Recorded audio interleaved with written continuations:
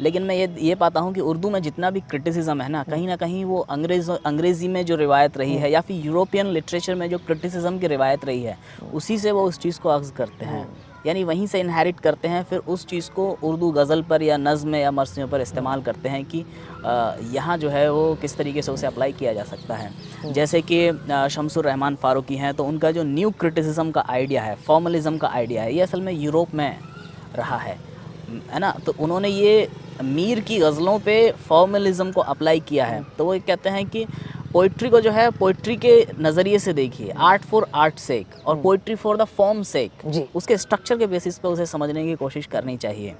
तो हम मतलब राज़ी हैं उस बात से, शमसुर रहमान फ़ारूकी की बात से, लेकिन वहीं पर नहीं रुक जाते। हम ये कहते हैं कि ये अच्छा है, इस अंदाज़ से मैं देख सकता हूँ, लेकिन यही पूरा कॉम्प्रिहेंसिव व्यू नहीं है। मैं मीर की जब शायरी को पढ़ता हूँ तो उसके स्ट्रक्चर पे वाह-वाह ज़रूर करता हूँ,